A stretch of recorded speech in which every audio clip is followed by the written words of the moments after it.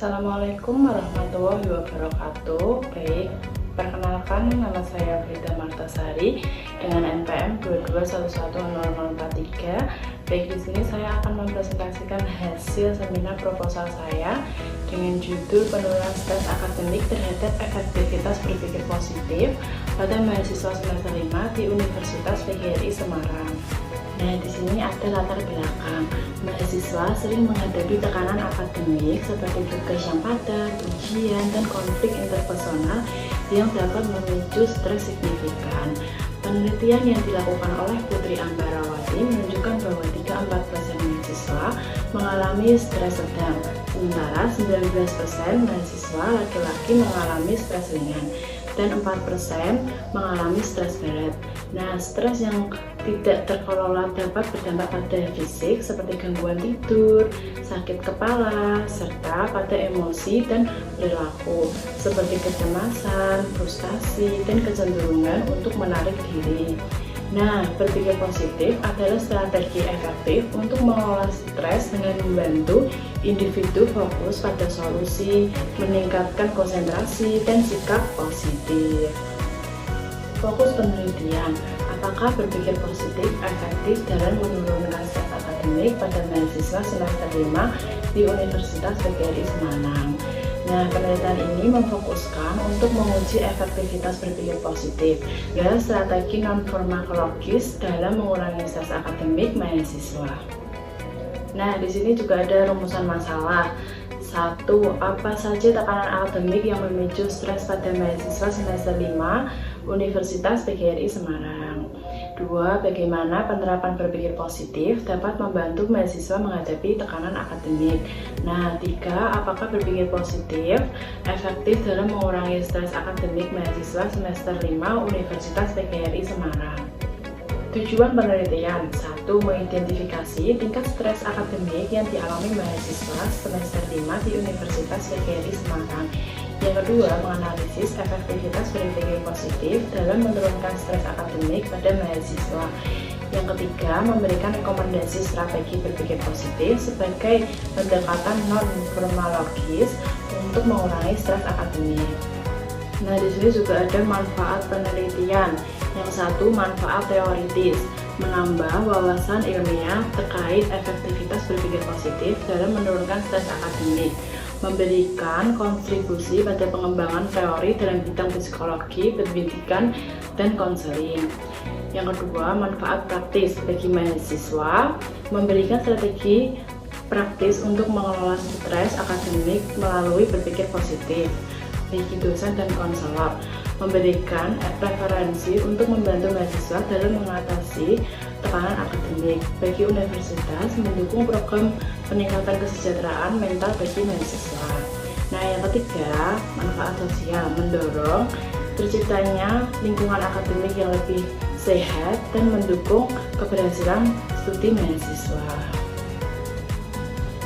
Nah, di sini juga ada kajian teoritik. 1. Stres akademik.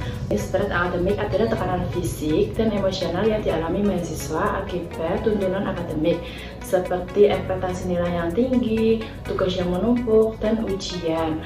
Respon terhadap stresor yang dirasa melebihi kemampuan individu. Nah, sekarang juga ada penyebab stres akademik, metode pengajaran yang kurang menarik, kurangnya motivasi akademik, strategi coping yang tidak efektif. Nah, sekarang juga ada dampak stres akademik.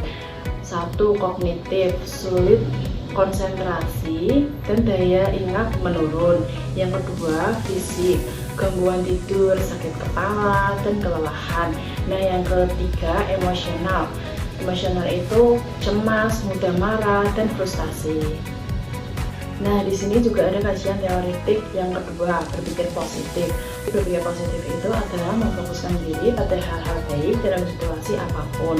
Nah, berpikir positif memengaruhi konsentrasi, emosi, sikap, dan perilaku. Nah, aspek berpikir positif itu yang ke-1 itu harapan positif, mengarahkan pikiran pada kesuksesan dan optimisme. Nah, yang kedua, afirmasi diri, memusatkan perhatian pada kekuatan dan kepercayaan diri. Nah, yang ketiga, pernyataan tanpa menilai, mengelola pikiran untuk menghindari evaluasi negatif. Yang keempat, penyesuaian diri yang realistis, menerima kenyataan dan fokus pada solusi. Di sini juga ada faktor pendukung. Nah, faktor pendukung itu yang ke-1 itu religiusitas, menenangkan pikiran melalui spiritualitas. Nah, yang kedua, kepercayaan diri, meningkatkan keyakinan untuk menghadapi tantangan. Nah, yang ketiga itu dukungan sosial, memberikan rasa dibutuhkan dan dihargai. Nah, di sini juga ada kajian teoritik yang ketiga, hubungan stres akademik dan berpikir positif. Nah, hubungannya ini adalah berpikir positif, mengurangi persepsi ancaman dan situasi stres, membantu mahasiswa melihat stres sebagai tantangan, bukan ancaman, mengubah pikiran negatif menjadi dorongan untuk menyelesaikan masalah. Nah, di sini ada yang kajian teoritik yang keempat, manfaat berpikir positif. Nah, manfaat berpikir positif itu yang ke-1 itu mengurangi stres, membantu individu lebih tenang menghadapi tekanan. Yang kedua, meningkatkan resiliensi, mampu beradaptasi dengan situasi sulit. Nah, yang ketiga, meningkatkan kesehatan mental dan fisik, mencegah depresi dan memperbaiki kualitas hidup. Nah, sekarang saya akan menjelaskan metode dan prosedur penelitian. Nah, yang ke-1 itu pendekatan dan metode penelitian. Nah, penelitian ini itu menggunakan pendekatan kualitatif dengan metode deskriptif untuk menghasilkan data berupa kata-kata dan perilaku, serta menggambarkan hasil tanpa menarik kesimpulan yang lebih luas. Nah, yang kedua, lokasi penelitian. Penelitian ini dilaksanakan di Universitas PGRI Semarang. Lokasi ini dipilih karena relevan untuk memahami bagaimana mahasiswa mengelola pikirannya agar berpikir positif dalam menghadapi tekanan akademik. Nah, yang ketiga, data dan sumber data. Data terdiri atas 1. Data primer, ucapan, tindakan, atau perilaku mahasiswa yang diwawancarai atau diamati.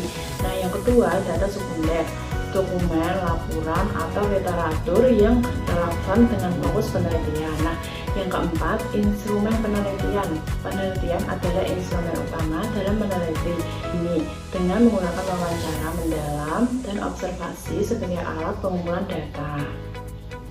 Nah, yang kelima itu ada prosedur analisis data. Nah, yang ke-1, pengumpulan data, wawancara, observasi, dan pencatatan lapangan. Nah, yang kedua itu reedukasi data, memilih data yang relevan dengan fokus penelitian.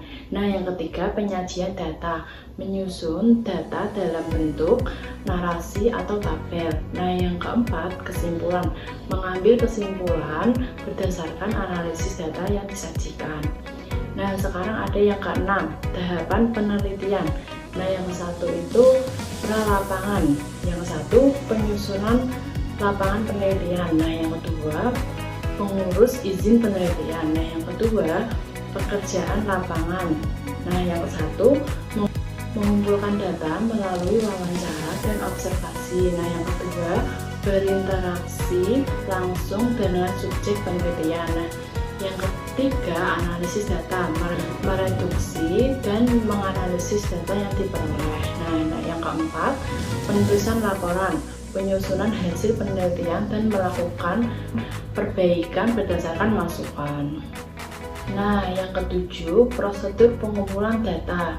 Yang ke-1, wawancara. Yang ke-1 digunakan untuk mendapatkan informasi mendalam dari responden. Nah, yang kedua berfokus pada aspek kognitif, afektif, perilaku, dan fisiologis terkait stres akademik. Nah, yang kedua observasi. Nah, yang ke-1 mengamati perilaku mahasiswa dalam mengelola stres dan berpikir positif. Nah, yang kedua dilakukan secara langsung untuk mencatat data secara detail. Nah, yang ke-8 itu ada keabsahan data. Keabsahan data diuji dengan triangulasi, yaitu yang ke-1 triangulasi sumber, membandingkan data dari berbagai sumber. Nah, yang kedua triangulasi teknik, memvalidasi data dengan wawancara dan observasi. Nah, yang ketiga triangulasi waktu, mengumpulkan data pada waktu dan situasi yang berbeda. Baik, itulah hasil presentasi dari seminar proposal saya dari bab 1 sampai bab 3 dengan judul penurunan stres akademik terhadap efektivitas berpikir positif pada mahasiswa semester 5 di Universitas PGRI Semarang. Terima kasih. Wassalamualaikum warahmatullahi wabarakatuh.